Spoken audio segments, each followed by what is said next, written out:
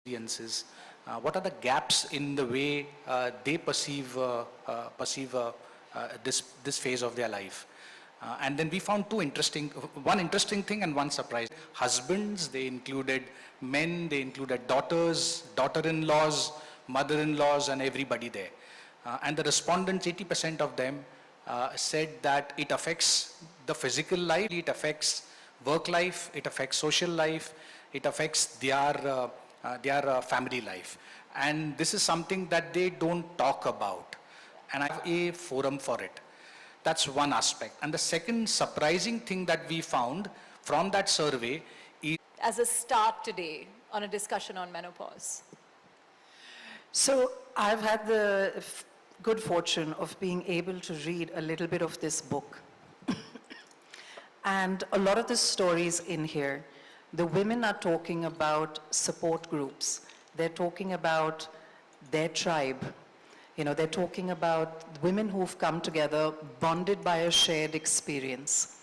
And I think, look, I love the fact that I'm an artist, that I get to create something. A couple of years ago, I don't know how many of you have had the opportunity of watching this, there was a wonderful play that came out called The Vagina Monologues. The whole idea about the vagina monologues was to normalize conversations about vaginas. Every woman is born with one. We call it all sorts of different names. We don't discuss it. You know, we don't talk about it. We pretend it's a part of our body that's hidden in some land very far away. You know, so if we can have something where within the world of creativeness and art, where we can start really powerful movements, really powerful conversations, I think it's time that we did the same around menopause too. You know, and this is why I say, Shelley, that I'm so glad today to be an artist, because I know at the end of the day, art affects life outside. You can be part of that change. You can be, in a very positive way, bring that kind of change that needs to be addressed within society, where people who are celebrities, actors, start also speaking up about their own personal, you know, experiences. They make it personal. They make it normal. If I go through it, you go through it, that bonds us together.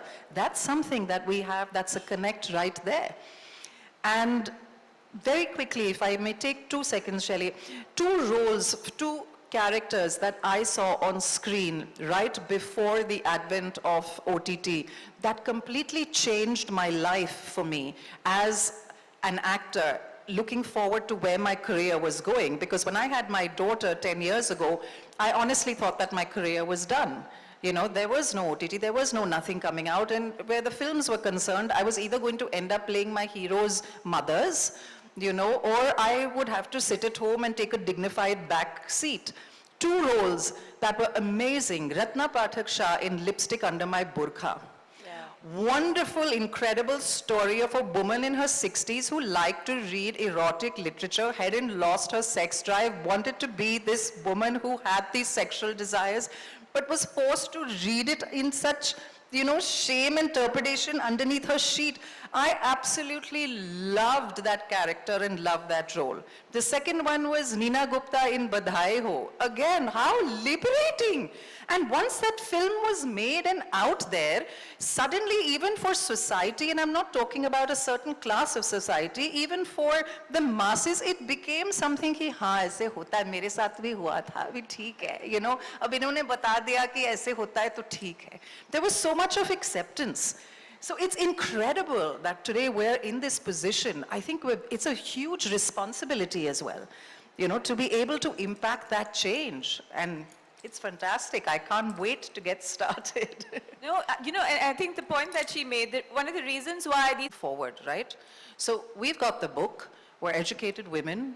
We can read these stories. It might empower us. How do we empower other women?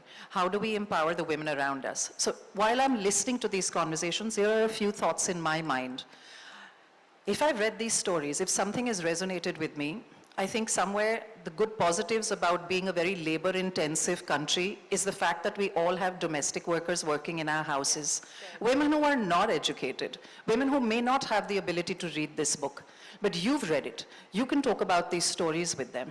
You can do that with your domestic stuff. I would love to be able to give out, I'm an entrepreneur as well, I run a company as well. I would love to be able to circulate this book within the entire women and the men in the company. I'd love to be able to give this out as reading material to them. So this is how you take it forward. It's not about just sitting up here saying, let's get this conversation started. It's all very great to hear that today. How do we actually implement it? So that's food I'll for tell you thought. how we implement it. Yeah, we take this clip of Lara and get it trending on social. We're all laughing, but look at it. You don't have to be educated to watch a video. And you can get a message from the person who's standing up in pop culture and saying, hey, what? I'm talking menopause. Give it up for Lara, right? Okay, we'll come down to Tejal on exactly this conversation, that there is discomfort, not just in talking about it, but actually menopause isn't really a very pleasant experience, as you said. What are the ways by which women can, one, handle it? And second, is there a way to sort of navigate it perhaps beyond just the emotional piece of it, the solutions? Sure, thanks, Shelley. So I think the most important step in helping women manage menopause is starting the conversation. We ask them, any woman who walks into my clinic between 45 to 55, I ask them about their periods. Are you having any symptoms? Are you coping with it? How are you coping with it? Do you need any help? So that's where it starts from, because just acknowledging the condition is a start. The second thing is that lifestyle modifications do help to a great extent. So good nutritious food, exercise, and I think this is the first time in a woman's life the children have grown and she has time for self-care and to focus on herself, and I think she really needs to take that opportunity. A lot of psychological support helps a lot. So I send a lot of my women for counseling because it helps them to talk about their issues. The emptiness syndrome is there. She needs a lot of attention at this stage, but the husband has gone off to work, the kids are out of the house, and she really has nobody to talk to. So counseling helps a lot. But Shelley, what I would like to bring out into the room is that yes, lifestyle modifications are great and most women do well. But there is a fraction of women who come into the clinic and they're desperate for something to help them. They've tried everything. They've taken the calcium, they've taken the plant estrogen, they've done the yoga, they've done everything, but they're still struggling.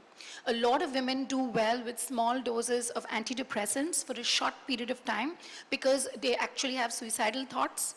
And it's a very difficult time for some women. In my own family, my own mother-in-law, I had to give her mild antidepressants for about 6 to 12 months because she was struggling. But it's for a short period of time, of course, carefully monitored. In a small fraction of women, the hot flashes are incapacitating. It really impacts their quality of life. So of course, with careful judgment, with discussion with your healthcare professional, menopausal hormonal therapy in a small amount of women for a short period of time under careful supervision can be life-affirming. It changes their life. And it's hilarious because we have this event today, and just the last 2 months, I've initiated 2 women on menopausal hormonal therapy. The next month, they both bring in their mothers and say, can you help my mother? Because you know what, my mother had early menopause and nobody helped her. Can we do something for her now? And that's the way that ripple effect or the cascade effect happens. These women, because they've received appropriate care, they want it for their mothers, they want it for their sisters, and we hope that their daughters will not even need to ask for it. That's a great example of... You know, it's time that you tell the stories and they're told with conviction and they're told busting the myths that are around them. You know, so you tell these stories, again, we keep using this word normalizing it, but tell them really.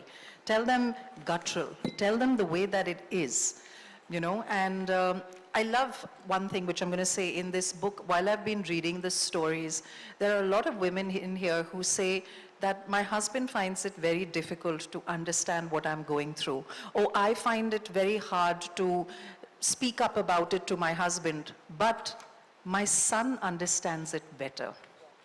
You know, and that means, what does that mean? That means I give us a pat on the back as women. We're raising better men. We're raising men that are more empathetic towards women. We're raising wonderful young boys who will find these conversations so much easier to have with their wives, with the women, with their sisters, with the women in their lives. So I think that's incredible. You can see that change already. Let me layer a piece of data on that. We're 50% of India's population. We raise the other half. What is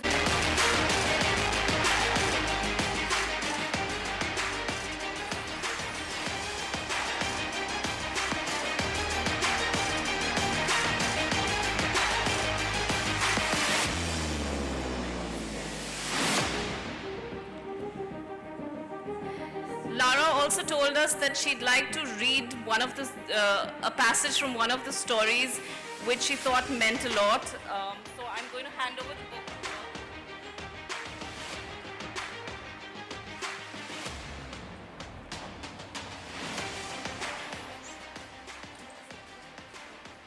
Sorry. So this is a wonderful little anecdote from the book written by Jia, who's 60 years old from Kolkata in India. Jia says, I have a group of 6 girlfriends. Some of us have known each other since school, while others have joined our gang over time. Some are wives of the boys we grew up with. They've been an immense support. Yes, our symptoms have all been different, but none of them experienced the debilitating physical symptoms that I did. Still, my friends got me when I was down and out. They understood why and where it was coming from. We're more or less the same age, so we also managed to help each other through it. On a bad day, I would meet one of them for coffee or tea to chat, and it made a big difference. I feel like menopause is something only women who have gone through it can truly understand. Many in my group had depression, some much worse than I did. We would share our methods of coping and sometimes just have a good old rant. It's their support that got me through. So there you have it, lady. It's your support, our support towards each other that will help us through. This is amazing. Thank you, Ria. Thank you very much, and thank you once again for being here with us today. Please join us all for lunch outside, and thanks again for a lovely audience over here. Thank you. Thank you for being here.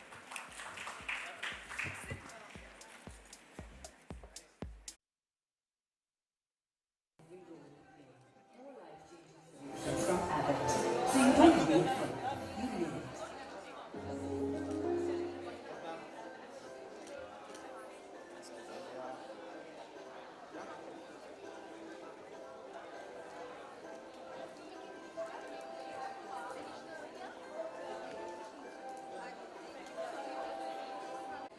Okay so ma'am पहले तो काफ़ी अच्छा लगा आपको देख के इस event के बारे में काफ़ी कुछ सीखने को मिला एज अ मैन काफ़ी कुछ सीखने को मिला मुझे आप क्या कहना चाहोगे इस इवेंट के बारे में सो वंडरफुल इवेंट जी बिल्कुल, आई थिंक बहुत ही इम्पॉर्टेंट इवेंट है जहाँ पे लार्ज फार्मा कंपनीज जैसे एबॉट ये एक इनिशिएटिव ले रहे हैं। ज़्यादातर से हमारे देश में औरतों की हेल्थ लेकर या उनके रिप्रोडक्टिव हेल्थ को लेकर या मेनोपॉज को लेकर बहुत ही कम चर्चे होते हैं, बहुत ही कम जैसे आपने कहा, आपने बहुत अच्छा कहा कि आप जितने सारे मेल्स भी यहाँ पे थे उनको भी ये जानकारी मिली, थोड़ा सा इंसाइट मिला।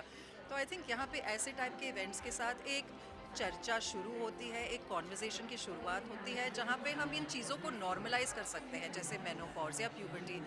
और आपने आज बहुत कुछ सुना कि डॉक्टर्स ने भी कहा है कि ये एक बहुत ही अहम और बहुत ही नॉर्मल हिस्सा है एक औरत की ज़िंदगी में। और इसके हमारे घर में हमारी माएँ भी हैं, बहनें भी हैं, बीवियाँ भी हैं, तो हम उन्हें कैसे सपोर्ट कर सकते हैं इस फेज़ के थ्रू, ताकि वो जब इस फेज़ से निकले तो अधूरे होके ना निकले, लेकिन और भी ज़्यादा ही पूरे होके निकले। So I think this is wonderful initiative आज जो ये किया जा रहा है। जब आप यहाँ आ रहे थे आपका थॉट प्रोसेस क्या था और क्या कुछ ऐसी बातें थी जो आपके मन में चल रही थी इस इवेंट को लेके? नहीं, जैसे मैंने कहा कि मेरे घर में बहुत ही महिलाएं हैं, मेरी नानी से लेकर मेरी माँ, मेरी मदर इन लॉ, मेरे बच्चों के साथ।